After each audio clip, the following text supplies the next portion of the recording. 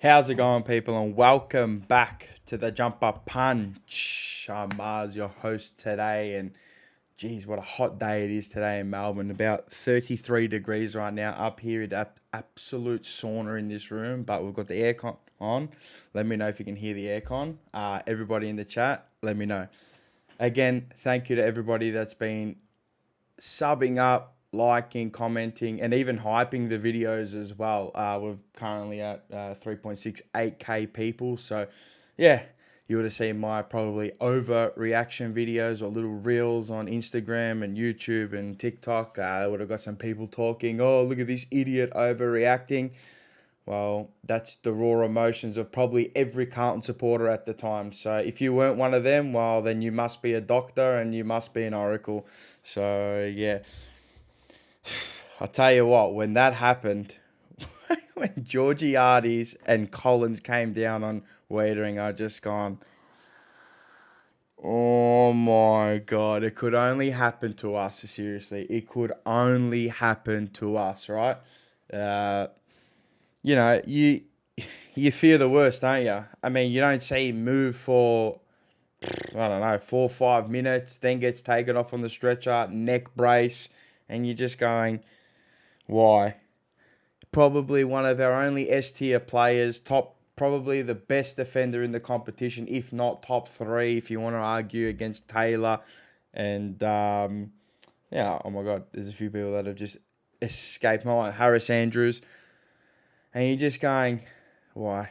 Why is it always us pre-season? And still, lucky to escape some serious injury. Neck, maybe collarbone, shoulder, even spinal.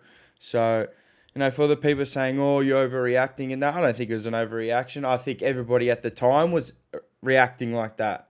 And as I said, if you weren't, well, then you must not care about the bloke and you must not care about Carlton. And I probably said, it's season over. It's already season over. Of course you're going to say that. I mean, it's Jacob Weitering. Of course you're going to say it's nearly season over. So, no, it was good. Good to see him giving the thumbs up. And then he went for further scans today, and we'll get into that now. We'll provide the update. Again, everybody in the chat, welcome. Hello. It's going to be a good one tonight. Do it for about an hour and a half. We're going to react to the Michael Voss video as well, which will be fun. He done that with Dylan. So, Mars the effing GOAT. Apparently, I'm the GOAT now. No, I'm not the GOAT. The footy gods have prevented what would have been a possible career-ending outcome. Maybe. Who knows? Luca Rigotto, hello to you. Scotty Tompkins, chuck the bar a like. Yeah, chuck it a like. Give it a like. Hype it at the end of the video. I don't think you can hype live, so I'm not too sure. I'm the Oracle, Paul Heyman. He's lucky. It was. CFC Baggers, we are 1-0 already this year, 100%. Waiting for Weiters to get the full clear before saying it was all his own fault. Thought it was a concussion, but ribs is a great result in opening round return. Hi, Jacana, how you going? So, yeah. There was a news article that came out as well, so we'll just run through that quickly. In the promising club statement, the Blues said further assessment revealed the star defender had sustained a rib fracture, but that had been cleared of any other injury. As a result, he remains a good chance to be available to play in opening round, Carlton said on Monday evening. The 28-year-old will now focus on making a full recovery, with the club to confirm his availability to play against Sydney during the opening round. So, what do you reckon? You reckon he'll play in the opening round? I'm not sure. Rib injury, if it is a fracture, as they're saying, are they saying? Yeah, as they're saying, sustained a rib fracture. Come on, sorry, I just come back from work, so my head's all over the joint. But yeah, well, I mean, how long? 2, 3, 4 weeks? He'll probably play with a massive mattress on his ribs if he is playing opening round, or you'll see that for the first few opening games. He'll play with a mattress on his ribs. Thank God, man. I'm counting my lucky stars. We are counting our lucky stars that this man isn't injured. And people saying, again, overreaction. He's top 3 defender in the comp.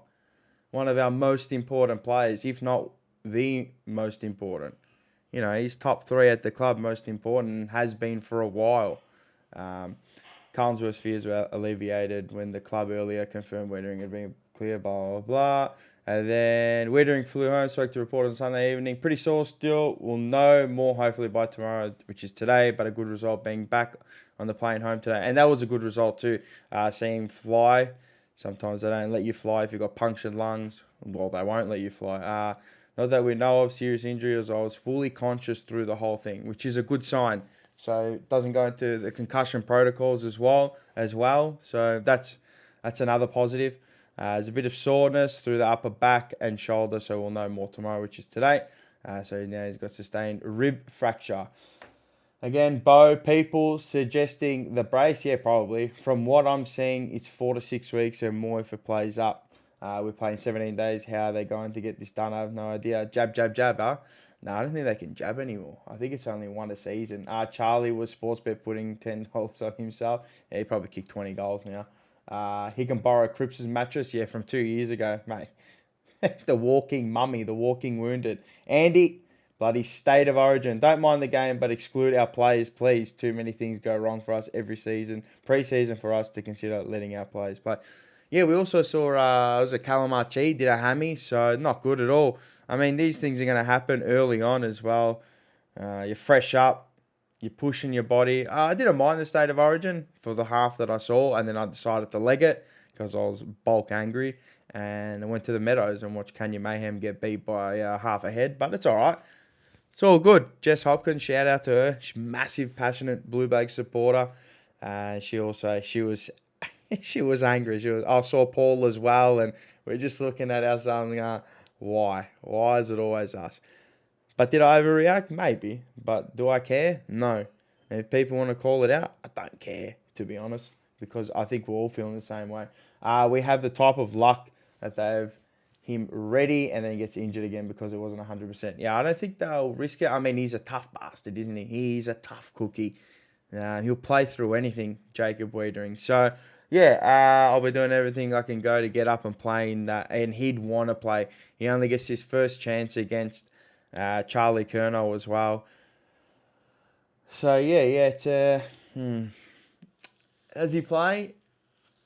I hope he does. But will he play? I don't think so. But who knows? Who knows how bad it is? Mars, how come you said Weitering got cremated, bro? Did you see where he ended? 2 blokes on him, about 220 odd kilos, just smashed on him, and he got dusted. He got vaporized like Thanos, mate. Just clicked and got cremated, mate. Just a tongue in cheek, mate. Just a tongue in cheek. Nothing too serious. Just a bit of a joke. Harden up, Weeders. He should be out there tackling and shit. Burden just kept playing. They're so soft these days. I mean, it's all about the pain threshold, isn't it? How much pain can you go out there with and play through? So if it is excruciating, which I've never had broken ribs in my life, so I wouldn't know. So unless you've had broken ribs, you're probably playing the toughest game in the world, most combative game in the world as well. You can't say much, can you? So I don't think they're soft. I think they went quite hard at it on the weekend as well. I thought it was a good game from what I watched. Nick Dacos getting robbed again. I thought Butters was pretty good on the night as well. So he looks good in navy blue, doesn't he? But apparently he's already gone to the Bulldogs. So yeah, we'll see. But what I really wanted to do as well is, let's get into this one. We've got another one. We have another Voss interview. Now, this is 1 hour. Whoops, Muzzy Bar. This is a 1 hour interview, so we're going to react to it live. I haven't seen it yet. Apparently, a couple of you have already seen it, so let's go through it. I'm interested. I'm keen. I know a couple of you are. Maybe you are. Maybe you're not. If you're watching this later, make sure you hit the sub button. Make sure you hit the like and dislike. Go over to the jumperpunch.com.au. Get some merch. I know Stuart McQuaid loves that one as well, the merch. But if you want to support us, support us. Bigger and better things coming. Rocco's working away very hard at the moment. You'll see him very soon, but sometime this week. We're doing a video together. All right, let's get into it. Hopefully, Dylan Buckley doesn't copyright me or anything. If anything, it's given you maybe about 5 more views from our channel. But yeah, let's get into it. We'll get past all this garbage. Here we go. Nice. I wonder where this is done. Can I get an interview with Vossy? Let's see how candid this is. I can't wait. When it matters is a heavy focus for us. On Footy and Friends, this is the 2020... We're here, mate. Yeah, the Gardner stand. Mate, go on heritage. Do you get down here much? No. I definitely don't end up on this side of the building, that's for sure. So we're so really privileged. Is there any feedback through the where mic we as are well, now? or we all good? So no. Just before we get through to this, is there any feedback? Let me know in the comments. Excuse me. No, all good. All right, I haven't ventured into these locker rooms a hell of a lot. It's funny. It brings back a few demons for me. For those out there who are listening to this on the in their AirPods or through the podcast apps, if you're watching, we're actually in the Gardner stand. So there's amazing history at this footy club, as you know, and as everyone knows. But yeah, some really cool vintage spots here. So I thought we'd come down here today and have a chat. No, and look, I haven't been here a hell of a lot, but even just I remember my first game when I played in 1992 and we're playing against Fitzroy, but we got to use the old Carlton rooms. And, being my first game and an ex-Carlton supporter as a youngster growing up, remember walking through the halls and sort of all the old pictures that were lined up along the hallway. And then you sort of like come in and you had the weights room and then you had the chicken wire sort of fencing between the locker room and the weights and I just I had goosebumps, just sort of walking into that particular room and sort of seeing all the photos and just understanding that history of the club and I get to play on Princess Park today. Like, how good's that? So it almost superseded my first game entirely just by where I was. Isn't it amazing? Like, if you fast forward 34 years nearly from that moment. I know that because I was born. Should be all right now. 93. And I'm 33 this year. So it's not that I'm good at that math. Fantastic, mate. Yeah, everyone's an ex-Carlton supporter, aren't they? Yeah, there you go. Everybody. Fast forward, like all that's.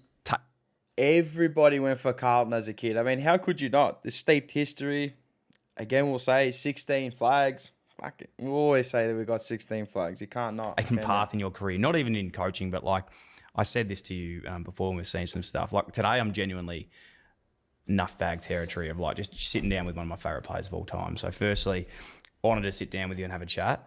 But to achieve what you have, I suppose, through Bears, Lions, then your coaching stuff. Do we skip this part or do we watch the whole thing? I reckon we watch the whole thing. I'm not going to skip it. What you just mentioned in 1992, walking down that race, and now you're coaching Carlton Footy Club. Like, how could you ever imagine that?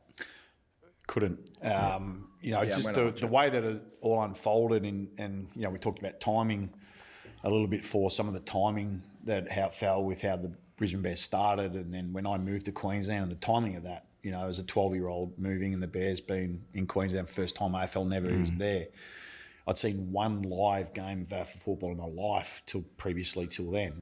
It's good to get a 1 hour chat, like a pretty candid sit down as well. Sorry to pause it, but I like this. Longer form content, none of this, the 10, 15, 20 minutes. Give me long form because this is when you're at your most vulnerable. Probably would have maybe would have sent in the questions to the Carlton media team, or maybe not. Who knows? But this is when you're most candid, and yeah, let's go.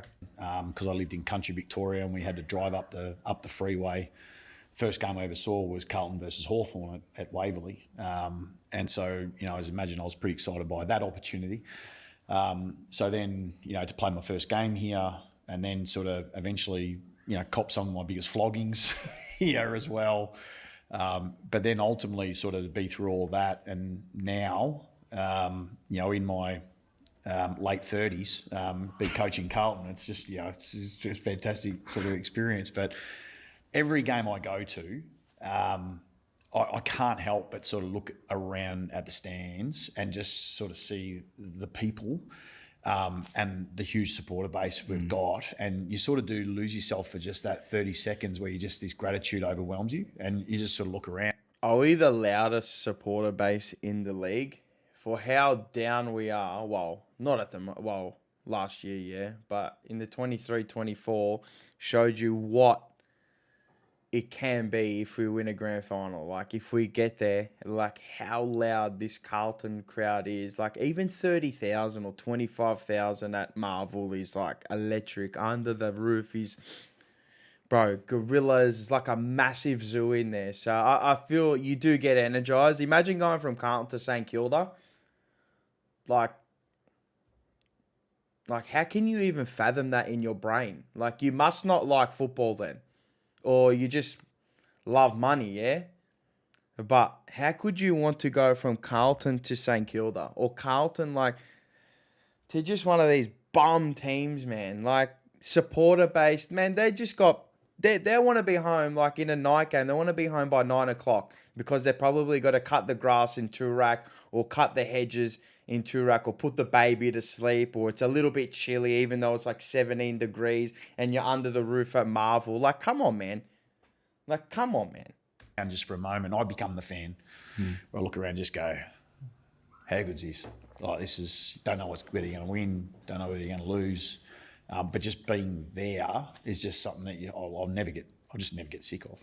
How do you keep, I suppose, that front of mind? Because I know players and even myself, like being lucky enough to play for this footy club, you know, when you're losing and not playing the way you want to play, you can almost get angry at the fans because, you know, I'm talking personally here around like, fuck, can't you see like this is what we're doing? You know, we are trying hard. This is what's happening. But then for me now to go on the other side of the fence and I sit in the stand and I look at, you almost like see the people walk into the ground, right? They're sitting there with their mum and dad and generations of like these relationships built on a team winning on that weekend.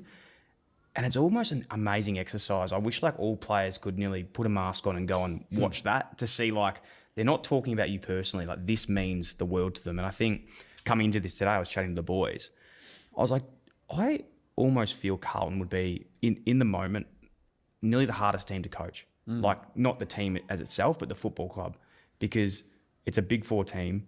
So much history, as we mentioned, we're here today in the Gardner stand, but there has been a long period of no success. So how do you, I suppose, rattle with that in your mind?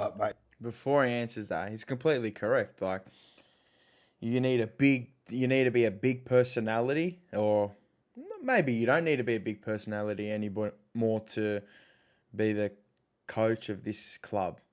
And I like the way he puts it, Dylan Buckley as well, a club, not meaning just the team, but the club as an overall, because Michael Voss cops the full brunt of it every single time, doesn't he? So when we go bad, who cops it? Michael Voss. When we go good, who gets the praises? The players, so, and not Michael Voss. But Michael Voss might get the praises sometimes, but the coaches, more often than not, only cop the negativity, don't they? And, you know, I succumb to that as well, and a lot of people do. I mean, that's what we do. That's what we do as supporters. Who's the first one to blame? The coach, isn't it? So, look, I always say he's 5 years into the job now, and you'll probably see him at his most vulnerable this year, to be honest, because he knows time is nearly up if he can't get this team to perform anymore. And, you know, you see it in all world sports. It's a tough caper, you know. You have to go out there, front up every single game, post, pre-match.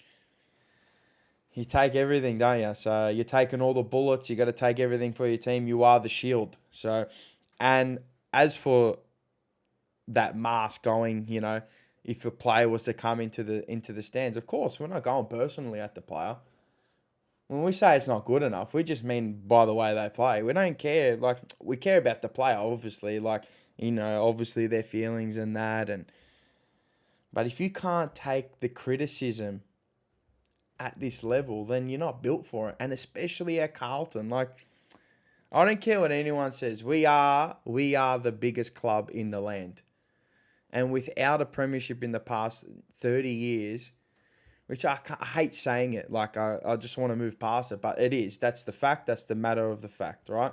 Is that in the past 30 years, and to still have 100,000 members, it's an achievement to all the supporters and, you know, all the families. So it's great. It's a great question, right? Look, one of the first things when you walk in, we had to create somewhat a transformation, and that goes beyond me. You know, you become a figurehead in all of that, but there's got to be a way. There's got to be a movement in behind it. You know, key leaders are in place. They're changing the environment. Do you stick with a coach or you don't stick with a coach? All those sort of little micro moments says a lot about the direction about where you want to go and what sort of type of football club you are. That absolutely goes to that. So without sort of those sorts of people, and without that intention, it's very hard to be able to make that shift to where you want to. But you're also got this responsibility as a coach here, I feel like, where you are coaching the club. And I'm really passionate about this. I'm so passionate about this because there's this real power that Carlton can have if we choose to. But also it's what you choose to pay attention to. You either choose to pay attention to maybe ones that are noisier, or you choose to pay attention to that passion, passion towards the jumper, the kids that are watching, their idols, out on the field, and they're wearing jumper 9 and they're wearing jumper number 7 on their back. And 18, man, the Terminator. You can't forget him. He's the next captain. You miss then the interactions you have with people in the streets who, as you know, Carlton fans they're not reserved in their support, right? Like they're 100%. We're not reserved. We're not reserved in our sport. Well done. Bravo, Voss. At least he made an honest observation there. I like it. Outwardly, I am a Carlton person, right? So, and I just want to thank you for, what you're doing and, sticking at it. And when it got hard, helping us through that. And that's an enormous amount of pride for me. So those interactions that I get to have, and then ultimately I've still fixated on that amazing feeling it would be that when it all does click and it all does to come and all the planets do align, just how incredible this place is and has the potential to be. So that drives me absolutely every single day.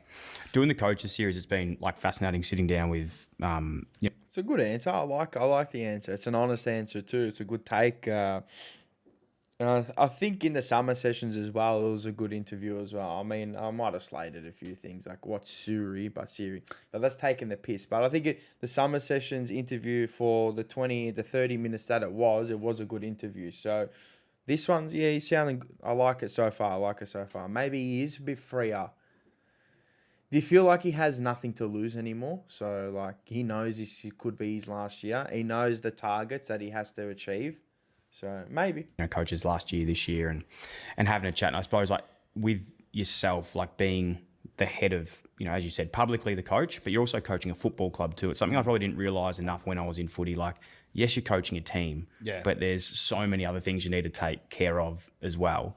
And I'm not asking you to, I'm not putting words in your mouth here, but is there a point where, like, with what's happened with the footy club, and I don't think anyone would blame you for feeling like this, but has there been a point where you just want to like grab everyone and just be like, can we just fucking get on the same page? Yeah. Like, I think as a passionate supporter, there's been so many times where I'm just sick of reading like Carlton board or this is happening externally. It's like, shut the fuck up. Like, you're always going to get that, Dylan. At Carlton, there's always politics. It's just the nature of the beast.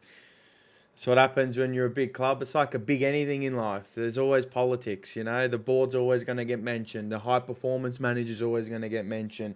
If there's injuries that arise, what are they doing? How are they training? That's how it is. We scrutinise everything. And I mean, if you look at the Carlton fan base now, there's a plethora of Carlton content creators, So, and there's new ones popping up every single day. There's kids that want to make it as well and how they analyse things. And then you look at us and you look at a whole host of people, and they all analyse things in their own ways. Some are more, not passionate, I'm not saying more passionate than others, the way that they articulate stuff. And I think I've gotten a bit better. I used to be a real hothead, probably still am.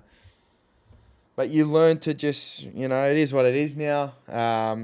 You can only comment on what you see. And this comment of, fuck the board and fuck this, and it's always going to be there. Like the AGM. Whose other AGMs are getting scrutinised like ours? Like, who's making videos about an AGM at Hawthorn, Essendon, Collingwood? No one. No one's doing this. It's just Carlton. And that's just how we are. So, is that, have you tried, is there a way that you can navigate that as a coach and almost, like, this better than anyone. It's like the coach can perform with a really strong team around them. Yeah. Like, how have you been able to navigate that? Well, the Carlton first is just one part of it. That's the first part. So, but the alignment piece and the ownership piece is another. And as you said, like all the different departments that have to come all together to be able to make that work. That's a big project. You know, if there's something I did learn from spending some time with Ange overseas at Tottenham, and the enormity of that club and the project that he had, was just the importance and alignment that everyone had to match up towards just that simple notion about how he wanted to play and the team he needed to build to be able to play that certain way. And everyone had to be aligned in on that. But also to sort of speak to the, hey, let's just sort of, you know, come together. I'm massive on control what you can control. Like there's, you know, ultimately there's, you know, what you do and how you show up as a leader is first and foremost the most important thing. So I put great pride in that. A big onus on that is like, how do I show up? So as a leader, one of the first things I ask myself is like, what does this situation demand from me right now? What type of leader do I want to be? So then it's on my boot. It's not on someone else's boot. Yeah. It's not because of what someone wrote about me. It's not what someone wrote about us. It's not because of what someone else thought. It's on your boot about how you turn up and how you show up. And then what I think you've got to be really mature with is then what's important to you. So if you know what's important to you, that's what you value, and don't deviate. No one said that this is exactly the right way that it needs to be. Everyone's got their own way of doing things. But I think when you're really clear on those two things, how do I show up? And then, you know, what does this situation demand of me, and what type of leader? You still didn't answer the thing. And I know what people are saying too. Is you got where is it? Glenn, 1979. Shout out. How are you? Which Voss would give a short, sharp, direct answer. He talks in circles and takes 3 minutes to answer. He should come on the jumper punch. Seriously, we'll give him 3 hours, mate. He talk for it take him 30 minutes to get to his point. But I think he tries to get there, and he tries, you know, to articulate the point. I think this is why I think the 20-minute interviews he does, they're not good for him. He needs 3 hours. But hey, sometimes you need to articulate and express and expand on how he gets to the... I know that we want bang, bang, bang, and who gives a crap about the board and all that, but sometimes, you know, in a longer form content like this, you want him to express. So, Voss answers questions like John Cena. You can't see me. Slob in the Hob 99, $7.99. Thank you very much. Appreciate it again. Massive supporter. How you going? The way Carlton supporters overreacted to the Weitering thing and how we idolise players is dumb and cringe. Well, I must be dumb and I must be cringe. I don't think it's not about idolising. It's about what he means to the team. You know, I know that we can put other players, and Lewis Young, 2-jumper Lewis can come in and take over, but to replicate your form over 5, 6, 7, 8 weeks, you know, those type of players that can't keep up that form, the consistency. I mean, Jacob Weitering, mate, he's consistent for 15 weeks in a row. You know, you might get the one bad week and we all look at that, how crap was Weitering, but you also forgot how good he was for 15 weeks. So it's not about idolising, it's about knowing the player that's gone down and going, Jesus. You know, so look, that's fair enough. You can have your opinion. Hi Liam, how you going? It's all fluff and spin. Fair enough. He's a talker. He loves a good chat. He'd be good on the jumper punch them. Do I need to be? It means that you're more in control of what happens next, and you. Oh, a few Mars. You ain't dumb. I'm talking about over the last 10 years, and yeah, this is what I always say as well: is to not try and inflate the player as well. But look, some players mean more than others, as we know. You know, your Walshes, your Cripps, your Weiterings, Kerno's that, you know, not anymore. Now we wish, you know, Weitering smacks him in the back of the head. But that, yeah, I understand what you're saying as well.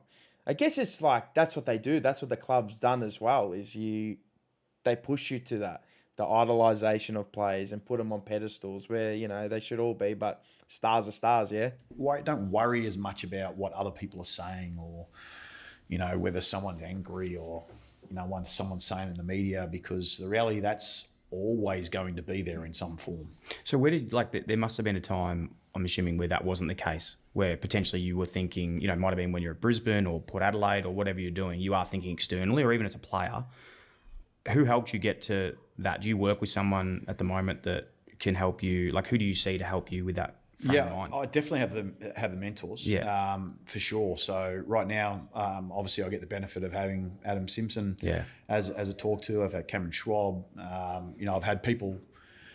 I've had people outside the grid as well, sort of outside of football that have, they're completely different corporate worlds they've helped me with that. And it's amazing how similar the stories are and how everyone sort of finds their way through things. But again, what I would say is the most important thing is that exposure, like, going through something and learning about it. You won't read in a book. You won't study, in a university. I've always been a little bit, I'm happy to take risk. And sometimes I shouldn't. That's a strength and a weakness. Yep. But what I do get is I get a massive learning around, what to do and what not to do just because I'm exposed to it. So I just sort of stay curious to that, be open that I'm not going to get 100% right, but just make sure that I take the lessons out of it so I become better than what I was yesterday. And that's really important to me. What would you like? I love what you said there, because I found as well, even in my life and the people I chat to all the time, as you said, stories are so similar.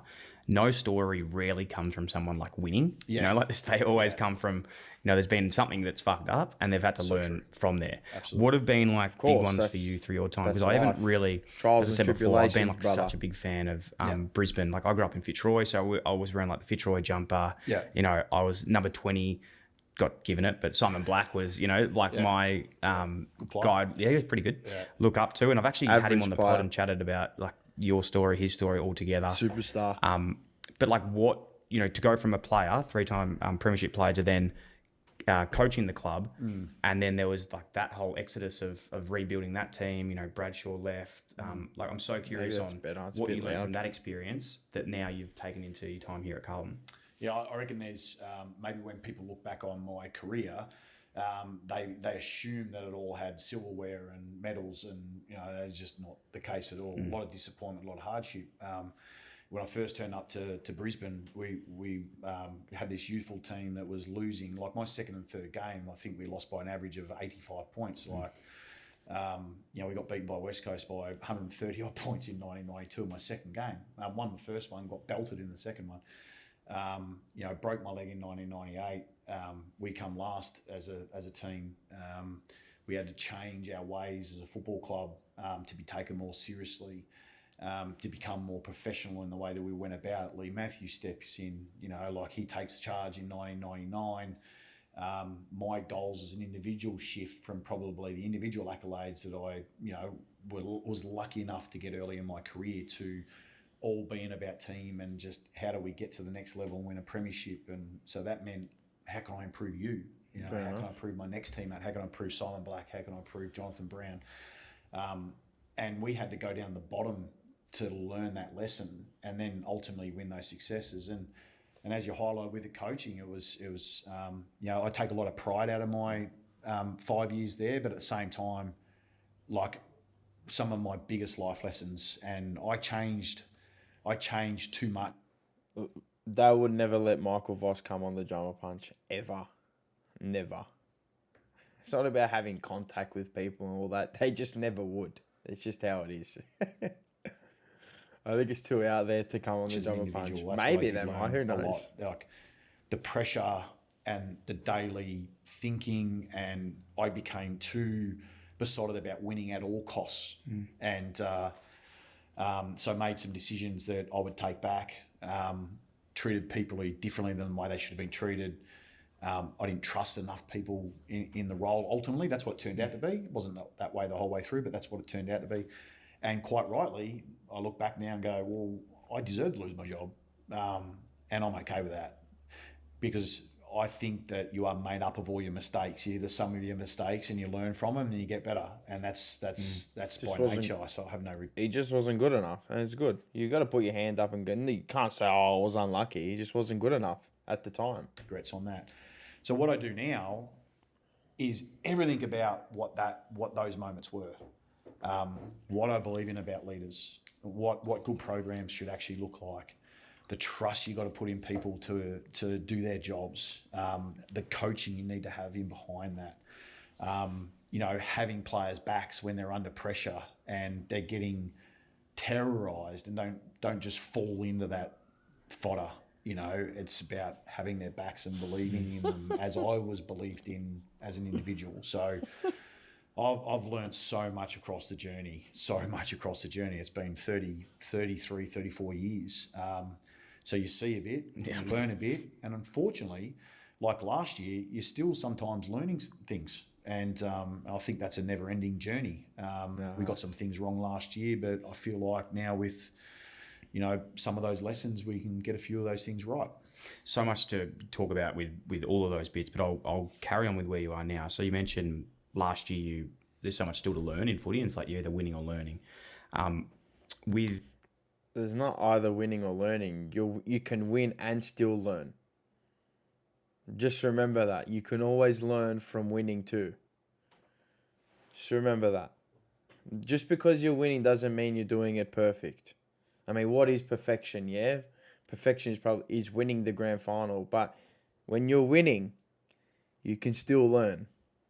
Well, that's what I believe. Speech, like I think as a Carlton supporter, again, loved what you said. Even when you're doing well, you still look to the things that you can do better. Isn't that how you get better and go to the next level as well? Around, you know, any good leader takes ownership from the top. And, you know, to paraphrase, you said that you weren't happy and you wanted to take responsibility I don't know what of the question was. Paraphrasing, that's sort of correct. No, that's effectively what it was. Yeah, look. Do you reckon he's given an answer and Dylan's just gone, yep, okay, mate, like that? I like this. See, I like this. I love long form content, and I know sometimes it can go roundabouty, but I like it. I think it's good. I think it's a good interview so far. Every time as a leader, what you got to step back and sort of say, just always start with yourself. Because one of the things that you got clearly the responsibility is the environment to get the best out of people. That's what our job is: create the environment to get the best out of people. And I clearly didn't do that. I'm never one to shy away. He put the hand up. Oh my God! Thank God. Is this like the first time he's genuinely put his hand up and said the environment, the culture he created, he's basically saying it's toxic? I'm not putting words in his mouth, but oh my God, yes, the realization that you got it wrong. Good, you put your hand up. That's all we ask for. And when you get it right, we'll praise you. I promise you, I will praise you when you get it right. And I just praise you because you got it right, because you got it wrong and you got it right.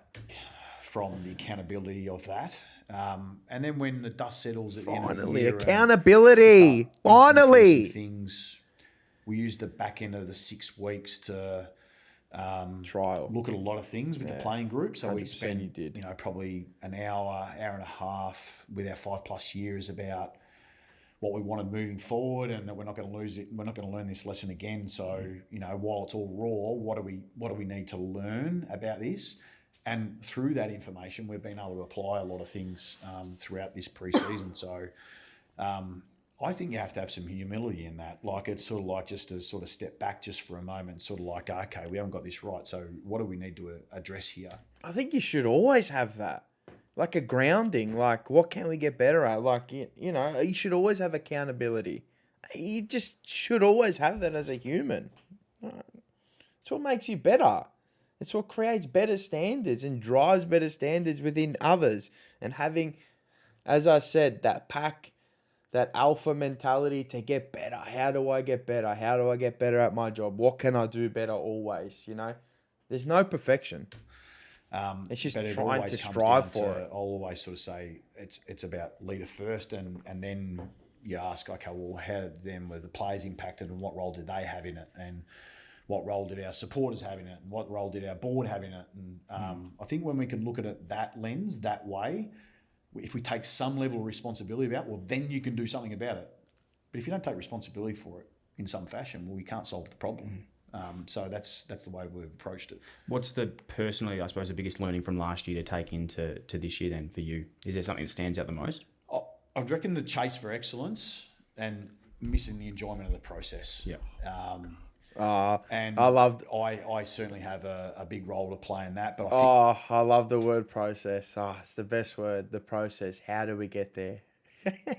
I love it. I think we all take a really big lesson from that, because some of that comes out of expectations. Like, your expectations are big. So, should we be a top 4 team? Should we be a top 10 team? And the problem with that is that if you're constantly always living in the future, you never just appreciate what you're doing right now. So you miss all those magic moments. You miss the magic moment of a win. You miss the magic moment of someone that did something special at training. It starts to become never good enough. And so if it's never ever good enough, you lack gratitude and perspective. And you enjoy it. No, you enjoy the moments, right? And this is what I say is when we win, you enjoy it for that day, that night, and then you move on to the next thing. You're not gonna dwell on it. Oh, how good was that for a week? Hey, this is a fast moving season. Week on week. There's 24 weeks, mate. And this is what I say. Enjoy your small moments, enjoy your small wins. But you gotta get moving. It's week after week after week after week, day after day, training after training after training, video analysis after video analysis. It's how it is. It's a fast-moving season. It's a fast-paced sport. You can't dwell and sit and wait, because if you do that, the competition flies past you. So I kind of disagree on this one, but I kind of agree. So yeah, I'm in the middle, but I still think that you should enjoy it and then move. Not on straight away, but enjoy for that night and then move on the next day, because the next task at hand is having those details. You have to have them down pat. Cross the T's, dot the I's. We're always looking at what we don't have rather than what we do have. And I think that was a really important lesson for us last year. It was sort of like we all fell into the, hey, it needs to be better, it needs to be better, it needs to be better. But we never actually just stopped and went, how good was that moment? Like, how special was that actually happened? We sort of felt like we sort of... There wasn't many special moments, Michael. I'll tell you that. From a fan's perspective, I'll tell you there wasn't many special moments. So if a lot of people can bring up about 100 of them, I don't know what. And he's talking about training as well, special moments, but there wasn't many. I mean, yeah, you get the debutants and, you got Ashton Moyer's game where he kicked 4 and, looked electric, and Pitane torping one against Brisbane, but it didn't mean anything at the end of the day, but it was still good, made better with Titanic music. The return of some people as well. But at the end of the day, it's not about the moments. You got to win. We were chasing the whole time. And we just didn't celebrate hard enough what we were doing. Maybe they have missed those small little things to celebrate their house. Maybe they have, yeah. Good point. I know, good point. We talk about what we can control, right? But it doesn't mean that things we can't control don't penetrate. Yeah, because that's. If we win our first 5, it's game over, bro. Won the flag already. As a fan point of view, I feel like that's been an issue with Carlton for a while. Even when for a long time, I think Carlton supporters would say there's 4 walls, but it can easily, the pressure can be put through and then things start to change. And I know that's been definitely something that penetrate the 4 walls. Is getting tighter, and that's why I loved the decision last year with yourself of the pressure was on and people are calling for a head. How do you stay calm and stick together in that moment? Yeah, it's a good question. Because you can control what we're you can still control, living in the Blake Acres goal, 100%. No, you can't. Sometimes the results. I think they can also give you at least. Comfort's not the right word. Yeah. But when you are in that position where you're sort of finding yourself, there's this external push that's coming, and there's that momentum is sort of riding against you. At some point in time, you got to put that what do you call it? The sort of wedge against the wheel, and sometimes it takes a while to stop the wheel from rolling, but you just got to keep trying to put that. He's inspired by Mikel Arteta. He's inspired. I'll tell you what. He needs to go watch some Mikel Arteta and then the actual Pep Guardiola. By starting to control what you can control and starting to focus on what you can, you're literally I think we're doing everything we possibly can to turn this thing around. Right now, it's not, and we just have to keep persisting through this. The hardest part in that all is that one of the things I think what you can fall into is that you go, we'll change everything, right? I don't know about you, but when I had leaders that actually then decided to go, that's out and we'll do something new, I don't know, I stopped believing in it. Yeah. I stopped going, if you don't believe in it, why do I need to believe in it? So sometimes as a leader, sometimes it's hey, this is what we want to create. We're not doing it as well as what we should. So knowing what to change and what not to change is really important. It needs some change. But ultimately, sometimes it's about persisting through the hardness. Yeah. Persisting through when the noise is coming. Because all of a sudden, if you're saying this is important and now it's not important anymore, why should they believe in me? Why should they stick with me and the direction that we're going based on the fact that there's just a little bit of noise? I think we've got to be better than that. It's a really, like, because you said before around... But that's your job. You're always going to cop it. You're always going to cop it. As I said before, the noise is always loud at Carlton. When you're not performing, you're going to cop it. So I don't know if he's talking about himself and the team and people around him. They've just got to be better. But see how the fans are. I mean, there's 100,000 members and there's probably 500,000 supporters. And this is when he speaks, okay. what I even struggle with, and I think anyone in business life, anyone struggles with, right? It's like sticking true to what you want to do, so staying to your game plan, but then also dropping the ego when you know, okay, it's not working, let's change. So I think that's senior coaching, right? It's like Absolutely drawing something, sticking to it, driving standards, but then also being like, not from external point of view, but from your team point of view, being like, now it's time to work on what we want to work on. Absolutely. And adaptability is absolutely critical part of any role that you have. Any high performer, whether that's corporate or in sport, has to have adaptability.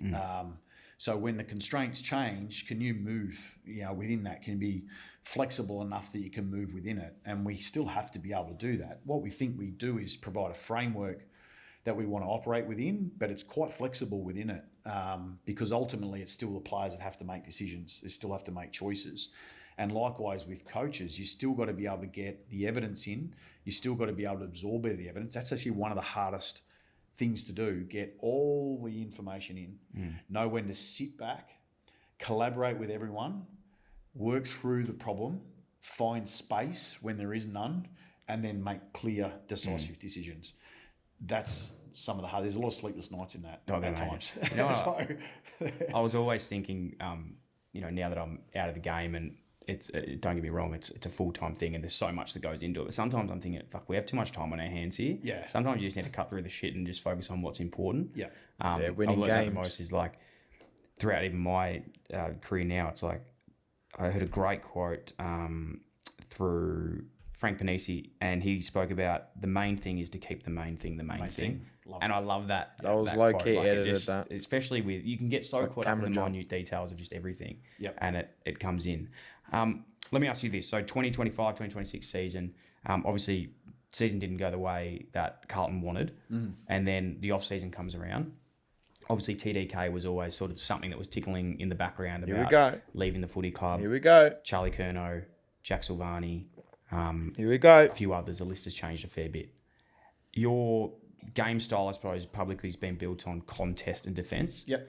With the list changes, first question is, do you think the list is in better shape? The second question is, does the game plan stay the same with the list that you've got? He's gonna give the diplomatic answer, the politician answer. Every year the list is different. It evolves in a way. Then you work with the players that you have, and players go in and out, and that's the nature of football. Let's see. Now, Well, what it has enabled, if there's been an opportunity and all that, is to, I guess, strip it all back and then sort of rebuild it, if you want to call that from a game model point of view. Because Good camera work. stepping back for a second, what we needed to be able to do first and foremost was shift the energy. So when you got all this really sort of negative, Bro, they're not in a... Hey, go on, only Carlton. The touche. Are they in a dungeon? Nah, they're in the Gardener stand, but this is where they kept Boyd for like 6 months until he came out of captivity. energy and coming your way, and so all this sort of negative He's press, got if you want to call the it, coming Trump your way. One of hands. the really important things for us first and foremost was to get everyone together and then shift the energy of the place. To help do that was also trying to Shift the energy, Ooh, is that some shots? He load up the gun. He's load up the magazines. He's got the magazine loaded, ready to pop. That's shots, man. That 100% of their shots for TDK and Curnow and Silvani, changing up the energy. build the ownership. So it was Ownership too. Ooh, ownership. I like it. Ooh, more shots. like, okay, if we're going Ooh, to do this, how do we do this spooky. together? So we need the players' input on that. We need coaches' input on that. Bro, you should have dropped PDK halfway through the year. Voss, you should have dropped Kerno halfway through the year. If anyone does it again, be the dad and slap him over the back of the head and send them back to the Magoos, brother. Far out. Have some authority. So when we Just like he did to Scotty Burns. You know, Brisbane v Collingwood. You just flattened him. You ironed him out. Just iron out someone. Just iron out, mate. But we went away for at our camp at Lawn, that's effectively what it was called. It was called an alignment camp. So we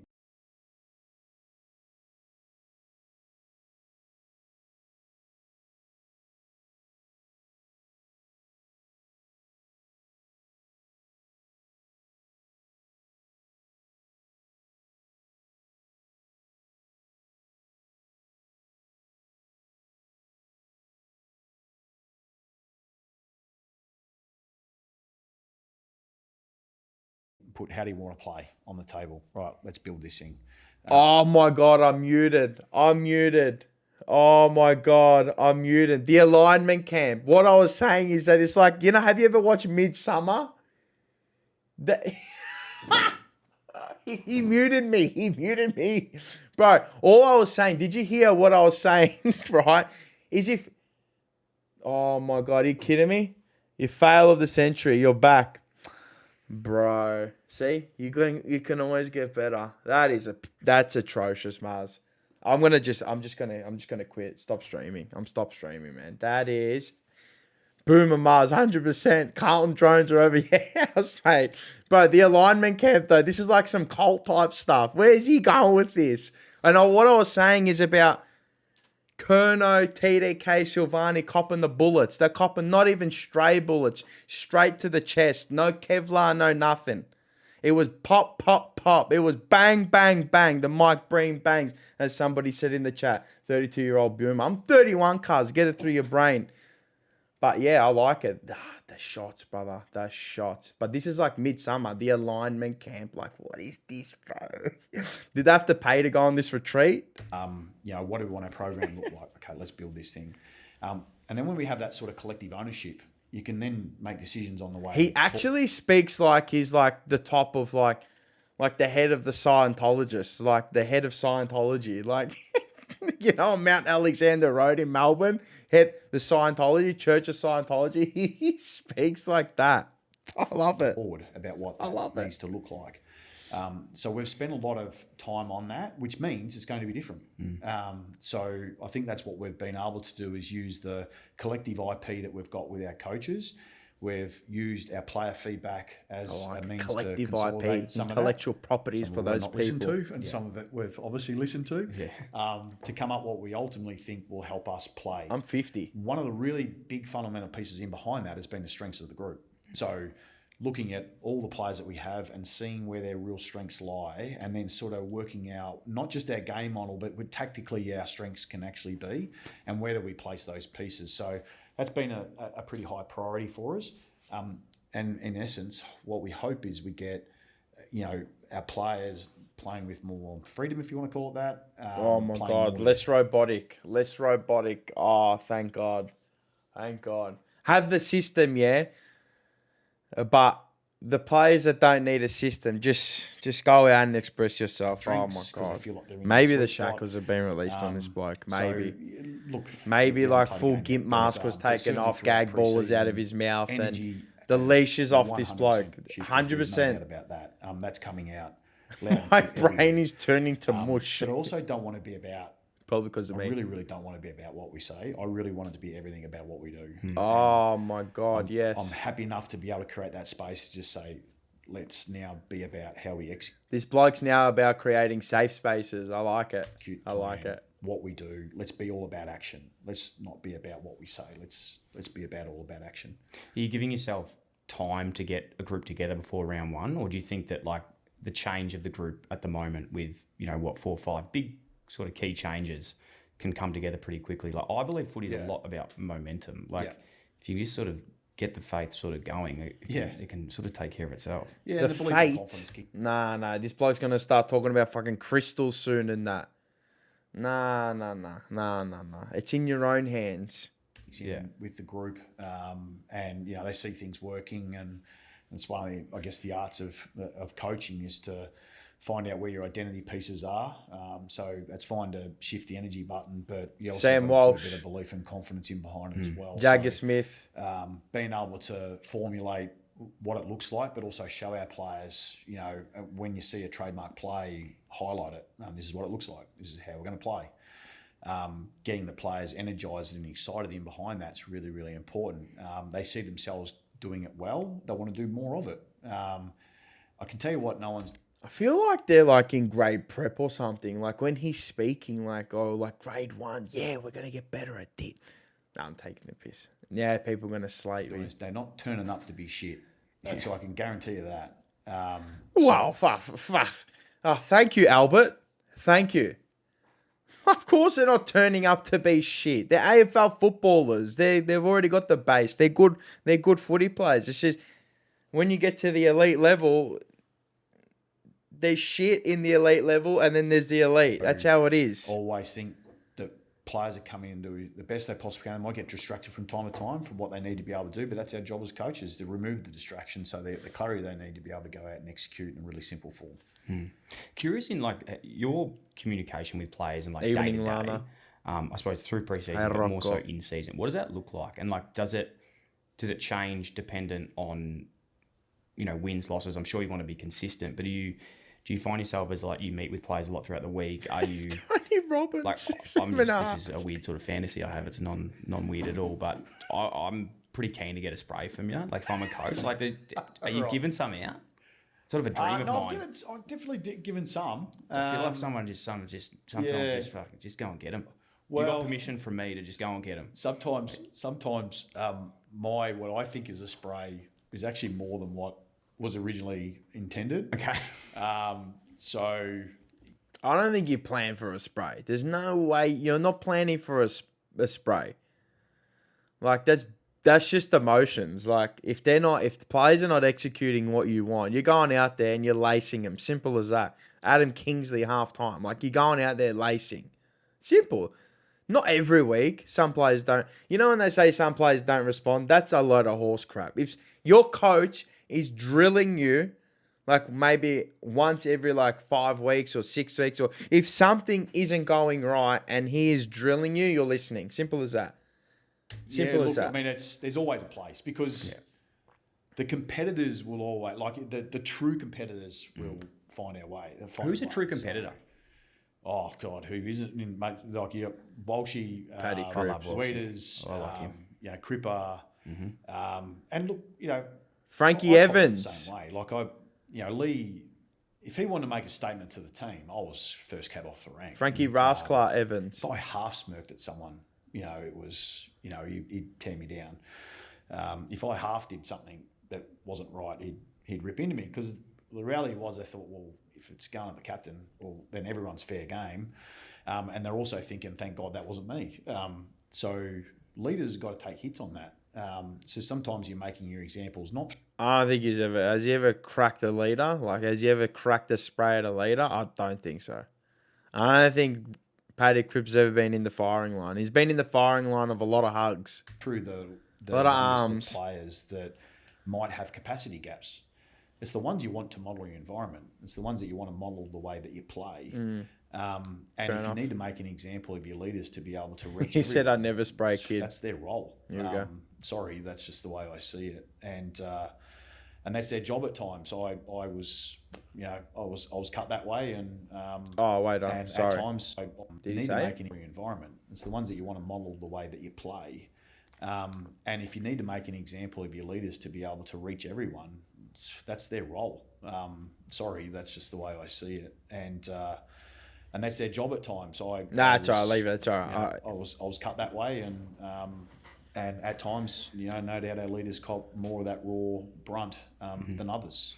But that's as they important. should, because they hold the standards. Out already? Not yet. No, we've got obviously the three boys. So we will be doing in the coming weeks. We will sort of be revisiting that, and so we'll have a look at what that needs to look like. We'll probably let the players determine a little bit just what the structure that looks like. But I'm not one for big leadership groups. I'm not. I like them sort of a bit smaller. That Give way me you can have 3. sort of probably more robust conversations. Get to the solution a little bit quicker than sort of having 12 in a room and sort of coming to a consensus. Yeah. Yeah. Yes, ladies and gentlemen, coaches series. A Why is it coach, black right? for? Like you look at your that you sort of played with at the peak. It's so He's funny. put to me think, to like, sleep at a it's almost meeting. a modern day team now. He's because very you monotone, look he is.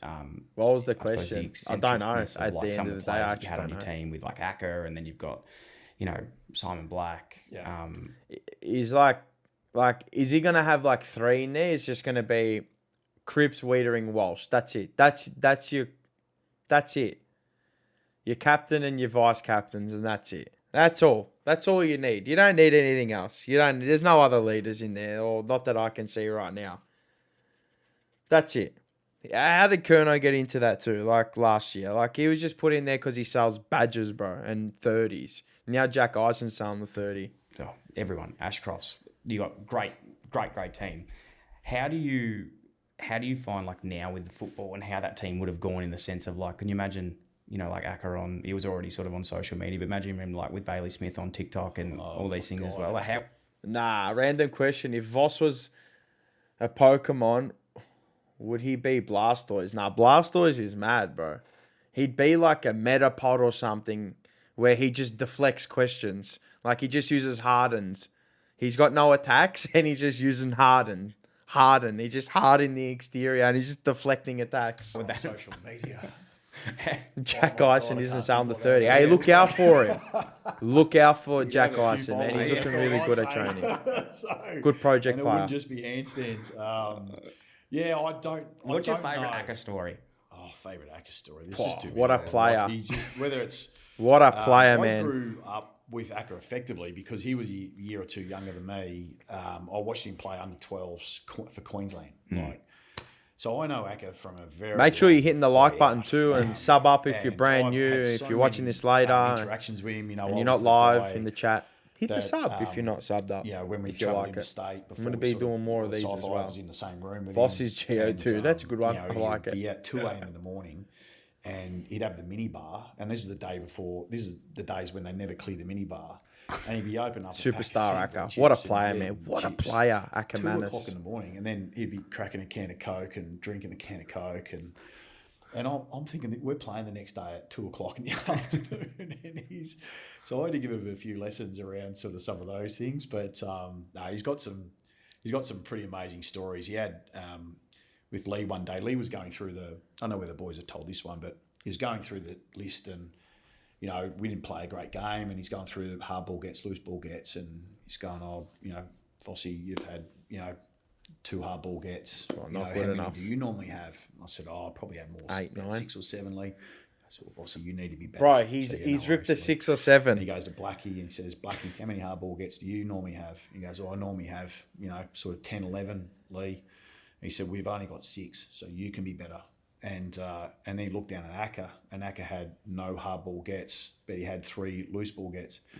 And he said, Acker, how many hard ball gets do you get? And he goes, well, I've been thinking about that, coach. He said, I think I make hard ball gets into loose ball gets because I am so fast. Oh my God. He Interesting. tried to rip an Acker Manus voice. Oh my God, bro. Quote, unquote, that is it. I lost it. This folks can't to rip an Acker Manus voice.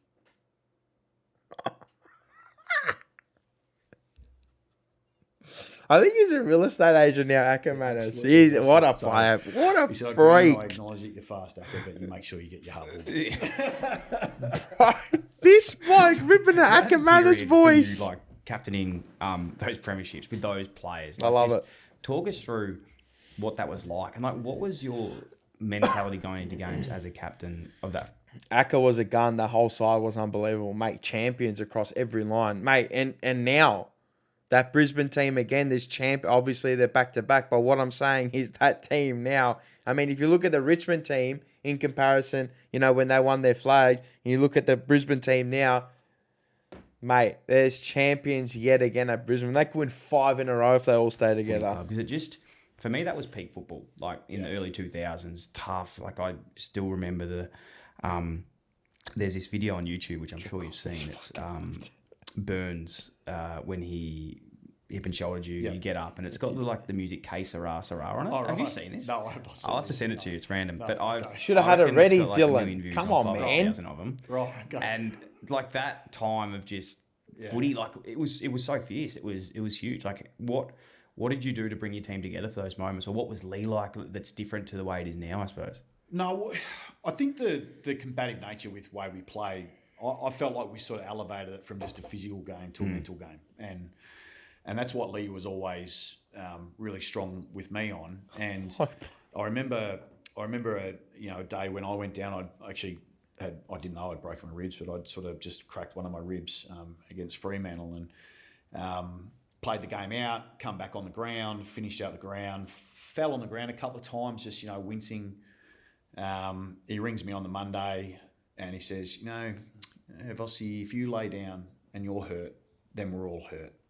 He said, don't show that you're hurt on the football field. Yeah, Jacob. And I was... Yeah, Jacob. Don't show that you're hurt on the field. Do not. He should apply the same rule to Jacob Weitering. I'm only joking. Filthy. I was filthy. I grabbed the keys, went out the door. But that was sort of the mentality. So when... Filthy with that he you, or challenged that me. he challenged you? Yeah, challenged that I was actually... sort of almost not hurt, or that I was playing up that I was hurt. And I was hurt, by the way. But he didn't want me showing it because he didn't feel like the captain... The Austrian if sausage. it went down, you're showing you're hurt. That wasn't the way to lead. And that really annoyed me. So when Burns decked me, the first thing I'm thinking was, I'm getting up because get him back. I'm not living with Lee after this game, saying that I stayed down. So the automatic response. So without Lee coaching me then, in a really tough moment that I didn't like, I wouldn't have had that response. Oh, man, I wish he instilled that into our players. Like, maybe he does, but doesn't get through to in their heads. Like, there's so many moments last year where someone could have got ironed. Like, legit ironed out flat. Like a fucking pancake. And we just fucking turned our feet up to it and just, you know what I mean? We just, there's so many.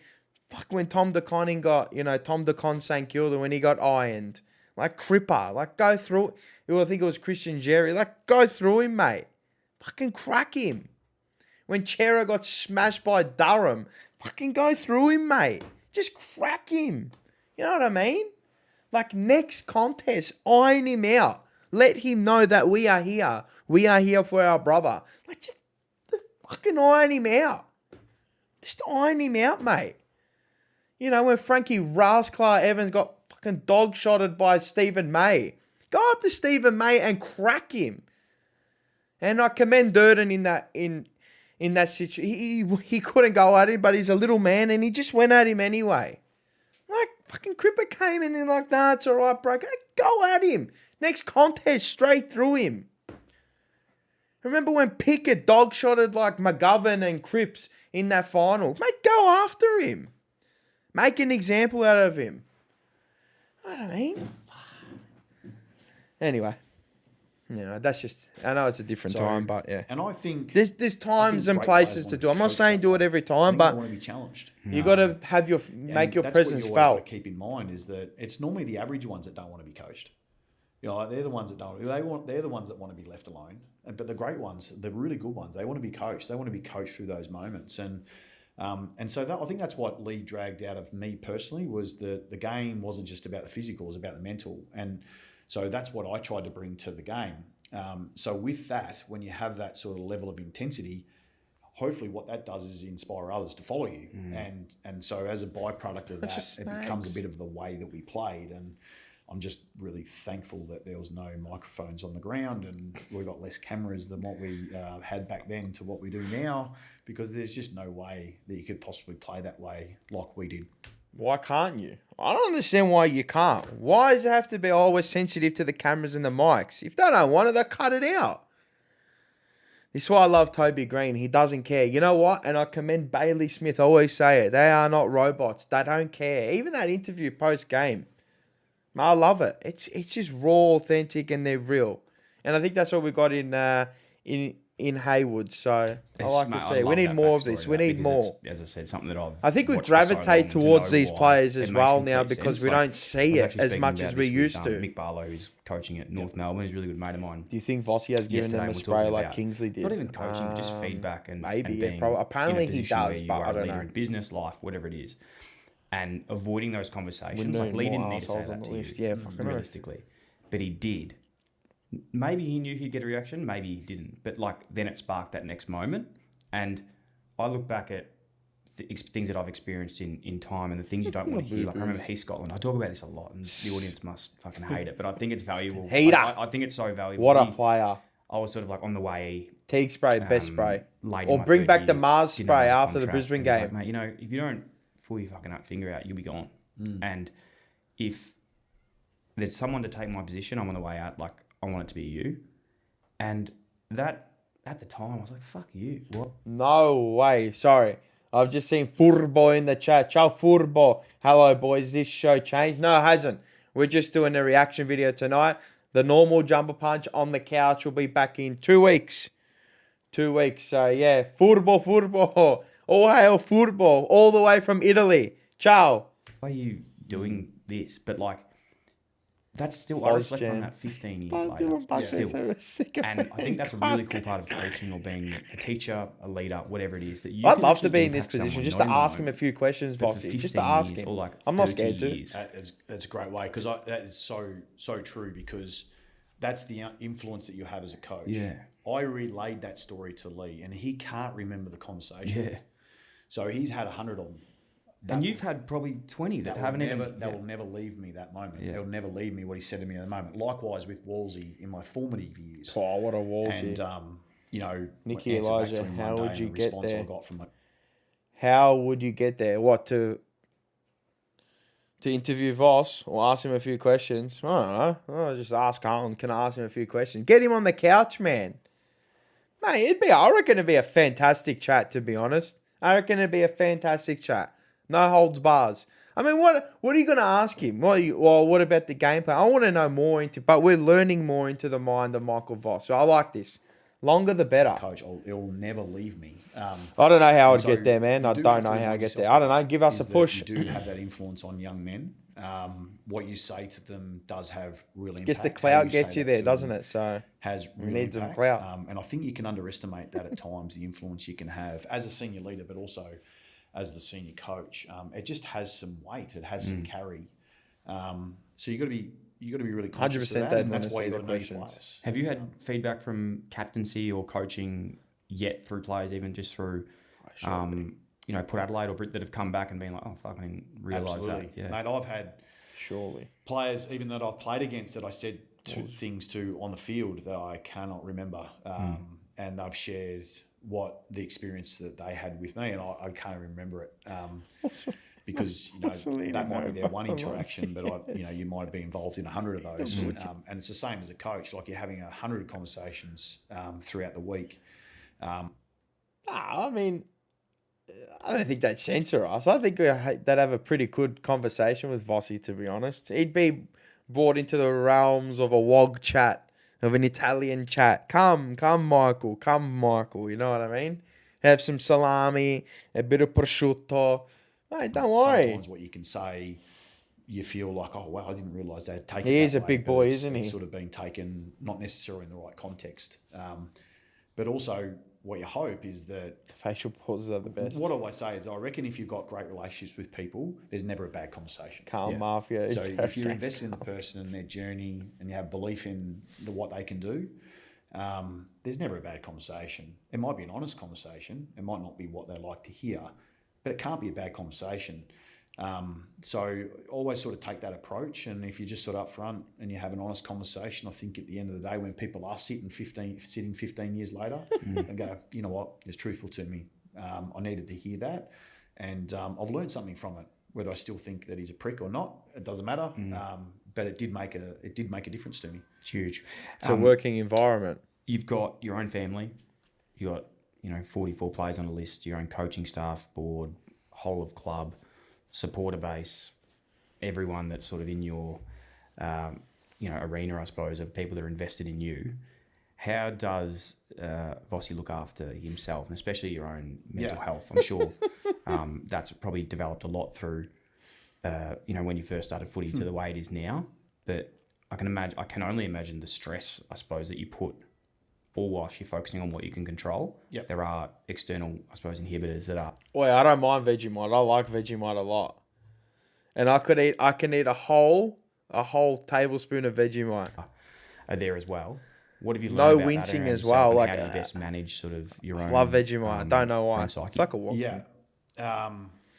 First and foremost, if the coach ain't right, it can sometimes lead to a not great environment. So you know that pretty quick.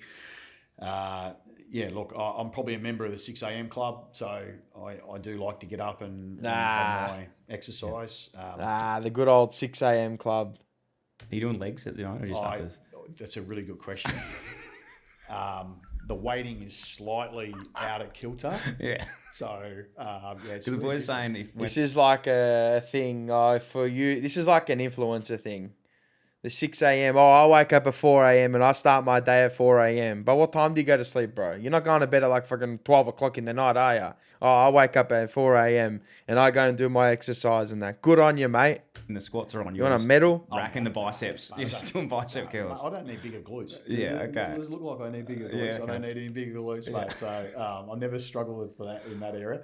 But no, I enjoy the exercise. I mean, I do. You know, in that hour, it's my hour. I like doing exercise within some level of. I want to do a gym. Let's get me down there to the Carlton to the Carlton gym, right, mate? I've got brain rot right now, but get me down to the Carlton gym. I want to do a gym session with Michael Voss. Intensity. Mars and I don't Michael. tend to Let's like do a being gym distracted sesh. Too much. I sort of find my own world in that. I find just Nah, I'm not a 601 baller. incredibly. I'm important. already up at 601 just watching even the just soccer. a simple thing at the end of the day to get separation That's between getting home. work and home. You know, just finding 10 minutes in the steam room or sauna, or just sort of like finding that wellness space where you can either have, you know, completely just, you know, eradicate any thoughts that you've had, take any tension out of, you know, conversations you've had from the day or any stress you've had from the day. So then when you walk home, there's a level of normality. It's not always normal because we're dominated by this. It's a lifestyle that we choose, but that helps a lot. You know, when you sort of invest a little bit of time in that. But yeah, I reckon that's probably the most crucial thing is don't forget yourself. And then you try to put your hobbies in, but I'm pretty poor at that. Like it comes and goes. What's a He needs to know what Siri is first, then we can get into the hobbies. hobby for you at the moment? Well, I'm trying to play golf, but my real true hobby at the moment is my dog. So I heard you're a dog. cat man. I have 2 cats. That doesn't Oh, I got a cat. I got 5 dogs. make me a cat man, just so you know. But no, I'm It not. sort of does, I'm really not simply. embarrassed to admit that I love my 2 cats. Yeah. But I don't love other cats. Okay, yeah. So you got Is two. Is that a No, important that's distinction? play on. Yeah. So I've got the 2 cats. 2 cats and a dog. So Does he have like 2 kitty litter trays? And does he partake? Like, is he a furry? He's like a furry now. Like, he's going to dress up one night. He should get like the cat man from Geelong down. What border dog? collie. So I got a border collie. Okay. So, Border collie. love That's a it, Pete. smart dog. It's a smart dog. Michael Voss is teaching a border collie. Maybe the border collie can teach Michael Voss that a running game plan is better than a contested game plan. It's just sort of always had 2 dogs, so we'll get another one at some stage. But I would actually like to see how Michael Voss trains his dog. I actually want to see how Michael Voss trains his dog. simple things for Can we do training sessions with Michael Voss and his dog? I want a TikTok series or somebody from the Carlton media team, get a TikTok series out. I want it. I'm all for it. me. It's like going for a walk with a dog or throwing the ball, you know, with the dog. Like it's just See it's football. sort of like that 20 Ciao. minutes you Ciao, get to bello. Ciao, yourself. ciao. You know, it's having a lot of fun. Do a really simple thing, but it brings a lot of joy to me. Yeah. Random one, but you know, last year or the year before with the citizens arrest? Ooh, good Last question. year. End of 2024. Cool. Yeah. Talk us just like through that from your example, and then is it true you're in communication with him still doing I some? don't know where you heard that from. Yes, that's true. Yeah, you're doing some. Bro, word spreads, and there's 44 players, and then there's like 100, 200 staff. Mentoring with him or something like that? Yeah, well, I got reached out. So obviously that whole situation unfolded, I would never do that ever again. I'll leave that to our emergency services. They do a great job. Yeah. The emergency services, Michael Voss, are there after the event. You have to do it. Just like Peter Dean. And prayers out to him. I know Harry Dean spent a week there. That's why he wasn't. Somebody said that in the comments below. Thank you for that, for the information. But this is what happens. You get lucky or you just get, you get unlucky. So, but yeah. Come on, man. The emergency services are always after the fact. But what it did actually do was, hook up an unexpected connection and was reached out with a mentor of his that he was assigned. Voss wear a Carlton polo. Yeah, this is true. Actually, this is true. Why isn't he wearing a Carlton? Requesting to meet. I thought casual. Yeah, why not? He's obviously a 16-year-old young man that's trying to find his way and did the wrong thing. And I'd really love to hear his version of events. So I just sort of enjoyed sharing about his story and just his background and where he's from. And I'm not going to go into those sorts of details. That's for his and his alone. Just there was some, hopefully some things that gave him a little bit of motivation to follow through on a few things that he's been able to do. If you're getting slammed by retired Michael Voss at like 49-50, he's a big boy. Michael Voss is a big boy. Even when he's playing, he's a big boy. Looking good out there. I actually saw him on Saturday. He's looking thick. Like, got the Adam Kingsley build, that vibe. That he wants in his life. It's awesome. So do you, not obviously every day sort of pen pals, but is there a part of it? No, it's more just a ad hoc check-in, whenever. Check-in from that point in time. So, like I said, it was an unexpected reach out, and I don't think they were expecting an answer, but yeah. White shirt party. The toga party. Yeah, might as well go to Mykonos. Really, at the end of the day, like we mentor young men, we mentor young people, and I think what I love the most out of coaching is just being able to see people get what they want. And 13 minutes. That sort of magic moment when you have that realization that someone finally gets it. They haven't got it for a while, but then they learn a craft. They've been working on it. They're sort of working slowly with them, and they're failing, and it's not working. And then they get that moment where it happens. And you're like, how good's that? Like that's lights me up to be able to sort of see that. So I feel like, the whole club coaching is great, but I look for those little wins in people that just make you feel a little bit special about what. Little wins, cute. Cute little wins, little moments. He loves the moments. He would have loved Pito's talk. Little wins. Oh, giddy. I love it. I love it. It's good.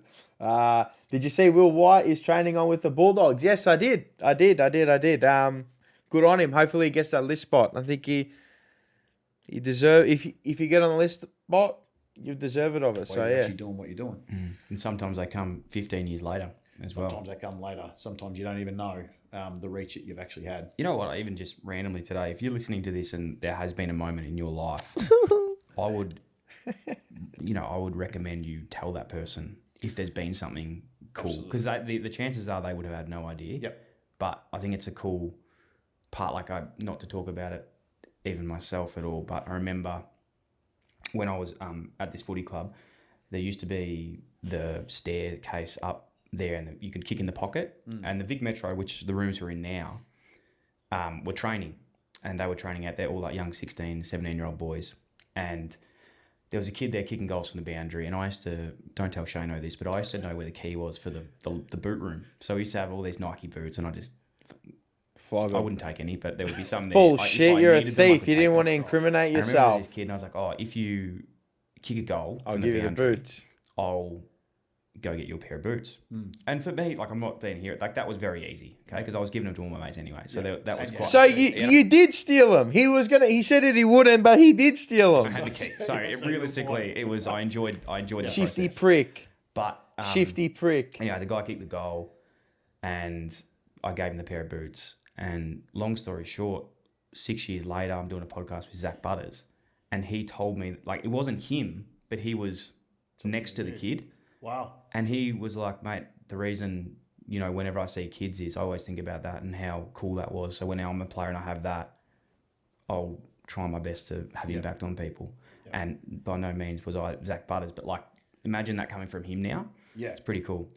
And I think with all those, He'll be in navy touch blue points when we next talk year. about our responsibilities as Navy players. blue, cuz. He looked good, man. Look good in we- navy we blue don't in the fully big V. understand, just exactly the impact that we're having on that next generation. And I think that's cap.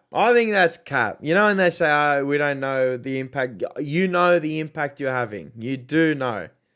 You know, because you were once that kid. you know, I was the 12-year-old that, you know, looked up to seeing Wayne Johnson and getting his socks and not taking them off for 2 weeks, and, you know, just crying when mum decided to wash them.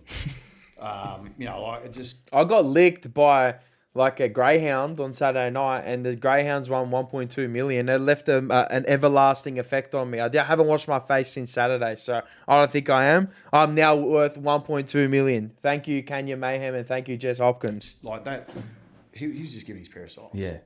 But like Fuck, for me, I got to pat that dog too. Oh my And god, bro, what a we dog! underestimate the small things. Touch. And Looking I him. absolutely concur Lick, wholeheartedly. lick. Send that text. Yeah. Send that text. If you've got their number, make sure you always let people know, because the response you get, you know, was often sometimes even more overwhelming when you realise it's like, wow, like I didn't know that would actually mean to them. But we are so bad at walking past that. You know, we are so bad at it. And we can just get better, you know, as humans, being able to stop and acknowledge that. Oh man, like far out, you in your own world, aren't you? I mean, it's being selfless, yes, but like every single little thing, like this bloke, he must live on the moments. Then he lives on the moments. Bocek, Tom Green officially out for the season. Jesus, Small little magic wins. that's I hate that. Because we just walk Another past top them too player easily, out. and we should acknowledge it when it's there. Bloody oath. There's two things that I've seen you light up about, okay? Besides footy and family. Jagger Smith. Actually, three things. Jagger Your Smith. cats. Okay. There was something else that I forgot there. Jagger Smith. You're a big cat man. There was something else. There was, Well, the Lions are. It's a something big else. cat. But the third one was Robbie Williams. You're right, yes. You love Robbie Williams. Oh, well, that Or goes... is that thing? Because I sing Robbie Williams to my son most nights. I don't Right. do. What I song? don't. Angels. Yeah. Yeah. Yeah, it's a good But- one. It's got a fair few key changes as well. So it's Why like don't you hard if venture you've had a out, good day, man? but- Always Angels, I'll bro. tell you Go something else. Backstory for that, which is probably why it's like a... So when we did win our premierships, we were lucky to...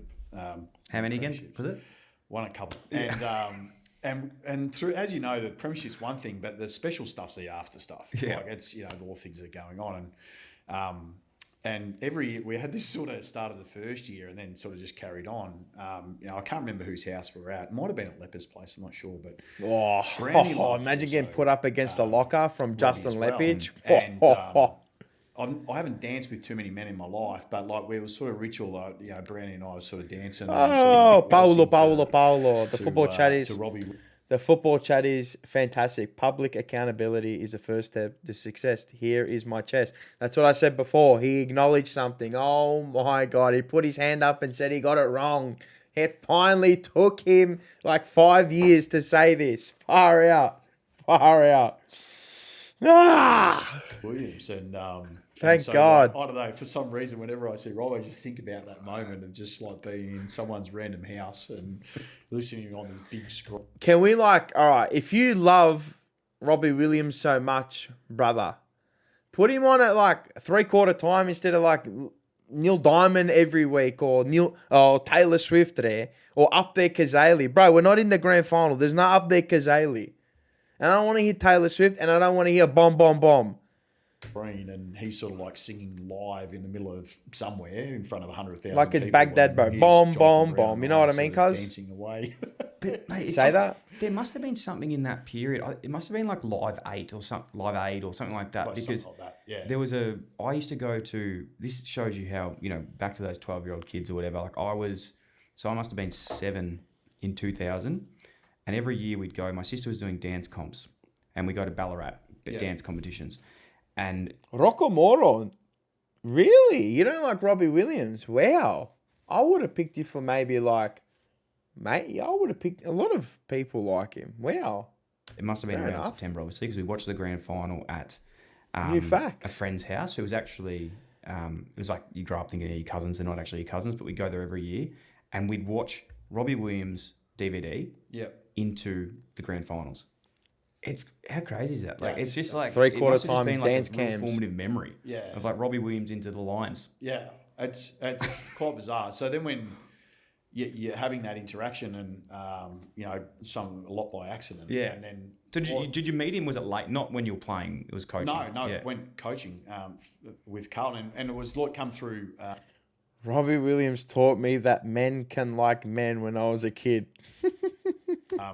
When he performed here, and it was just by chance. And what really caught me by surprise was, after meeting, I sort of thought it'd be a shake of the hands and hand over the jersey and see you later. And he was just really absorbed in the conversation and sort of sat there for 10, 15 minutes having a chat. It wasn't, it was how's the weather and all those sorts of things that.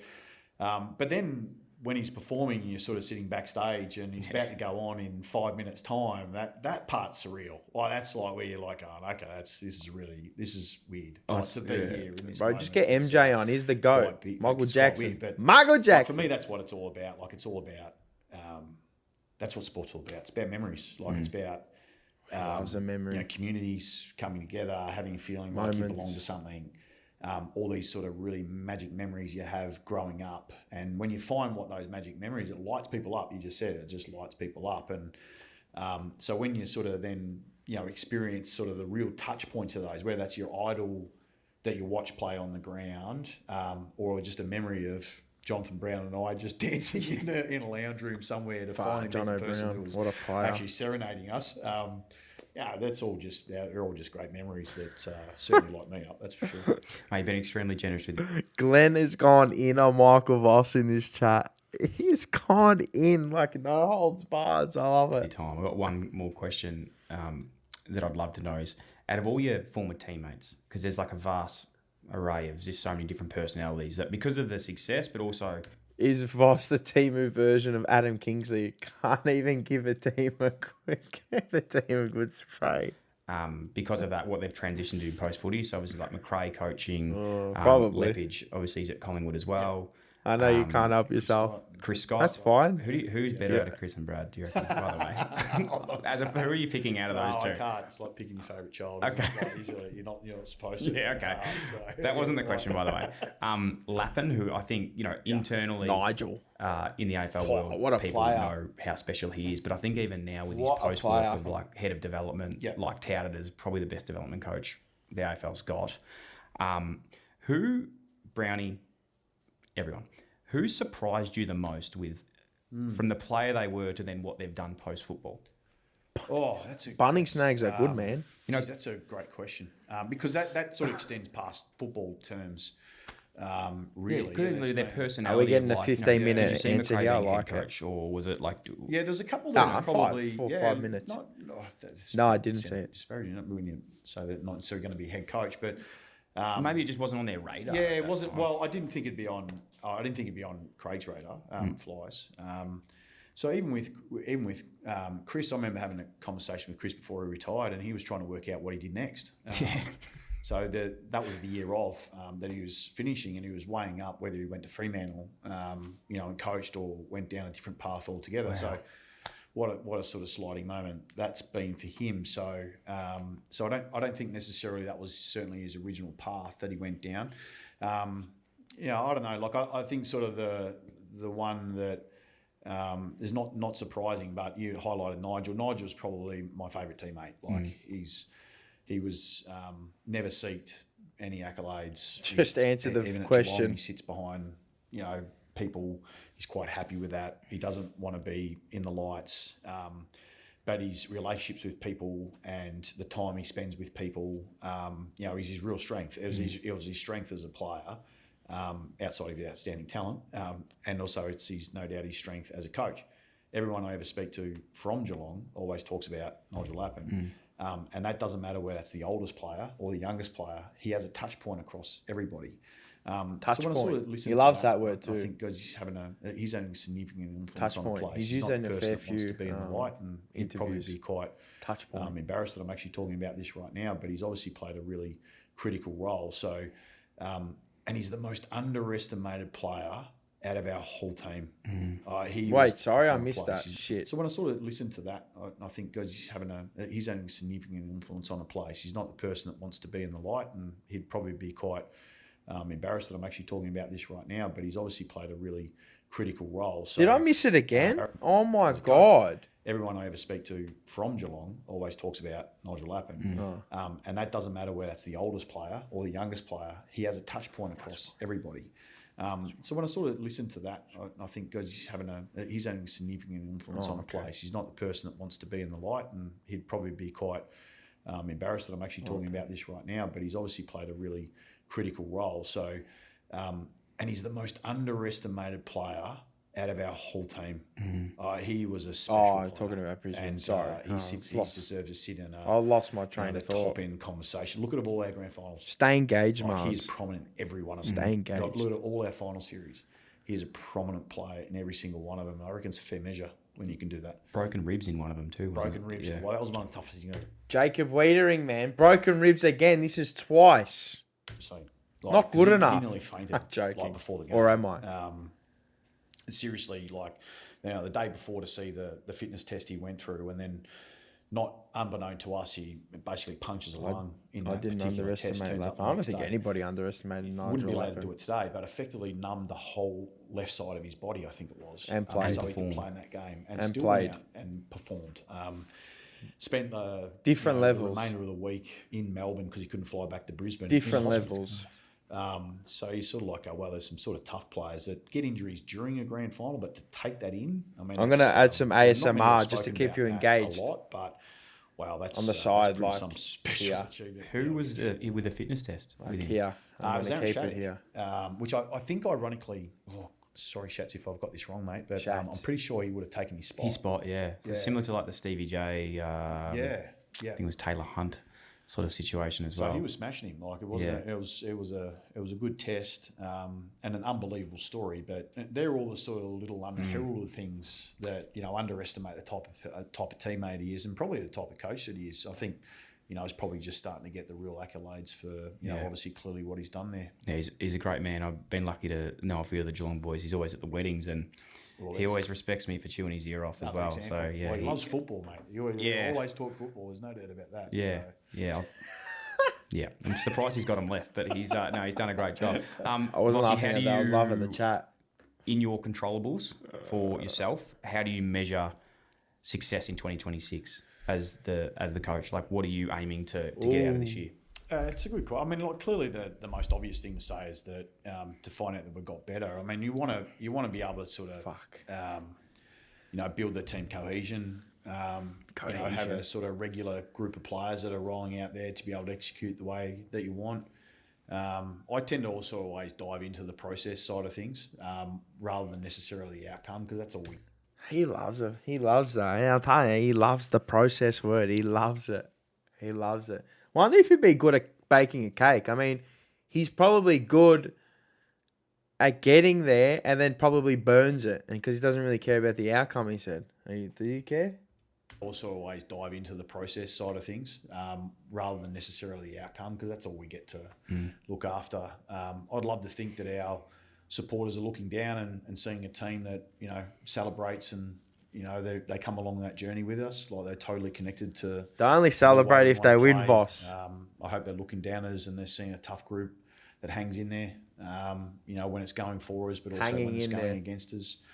So they start to become all those sort of little measurables that we want to put in place, that obviously we've got to put up in lights when we work our way through things, but also address it pretty promptly when we're not getting what we want. Good stuff, mate.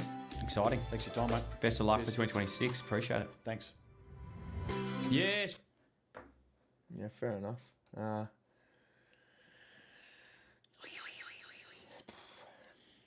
That was a good interview. When he was talking about the footy stuff, it was good. He got into it. The end was a bit long. We could have got more footy, but that's all right. I like it. This is far out. The chat made me laugh, actually. The board fell asleep at Voss's exit meeting and forgot they fired him. If you want a new game strategy, get Voss to tell the opposition his favourite touch moments. It's all about you touch one, touch all. Isn't that what it is? Oh my God, Vossy takes so long. Jagger just turned 30. So there's a lot of takes long. He takes. I thought he was good. I was pretty candid. I mean, that's Michael Voss in a long form where he's going to take 5 hours to answer something. But I like it. I mean, a lot of people are saying it takes 25 hours to answer something. Imagine him in an interview with Rocco. Mate, Rocco would just come in and just go, yeah, but just get there, mate. Just get there. Yeah, but how? You know when he does that, Rocco? So he'd liven it up. Yeah, I know that. I know. Hey, listen. He'd be giving those ones. Hey, listen. But, I don't know if I'm mesmerized. I don't know if I'm like in a Voss trance. I thought it was good. He put his hands up to a few things as well. That was a solid. Yeah, that was solid. Just playing Voss. Mars, get him on the couch. He'll never come to the couch. They might. I'll tell you what. The setup looks better than that. But they could have got a better table. They might as well just had no table and just held the mics. But you know what I mean. When Voss says Faith, Rocco would say there's no such thing as Faith. But there's no such thing, Vossy. There's no such thing. You got to believe. No wonder why the players look so confused. Wait, you know what? That's probably Michael Voss's best interview. I'm going to say it's his best one. Obviously, we got an hour of him. I don't know if you're asleep. You might be asleep. You might have woken up from the nicest studio or the couch if you believe in faith. No wonder, yeah. Anyway, I like it's a bit of accountability. At the end, obviously, you get those, Robbie Williams and all those little questions. And, he goes back, he shares a few home truths with Lee Matthews, what that taught him, how he doesn't like to spray kids, but, I mean, why? Why not? Sometimes they need a clip around the ear, go, you know what I mean? I aged 20 years. It means there's no evidence. Fair enough. Yeah, that's fair. You can believe in what you want to believe. If you don't believe there is anything, well then yeah. But he sprayed bins, 100%. Weitering though, he's got fractured ribs. I'm guessing it's going to be 3+, 100%. And if he's got a high pain tolerance, he'll play with a mattress on him and take Charlie Curnow. So hopefully he takes him to the cleaners. Everyone that was in here tonight, this evening, thank you. We enjoyed the Michael Voss interview together. Gave a little update on Weitering. I mean, we all know it now.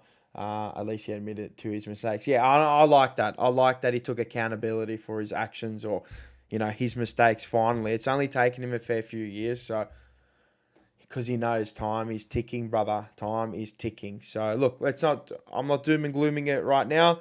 I just want to hear everything, see everything, make my assumptions, make my predictions soon. They'll be on the Jumper Punch in 2 weeks' time. Blue Sundays will be before that.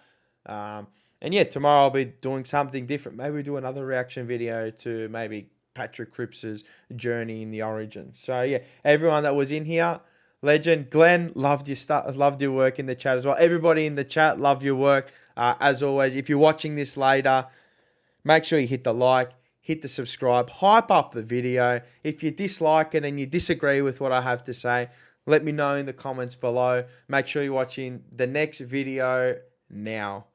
And go Blues. Maybe I should just put this on. Wait up. There's none of that anymore. Thank God. Bye-bye.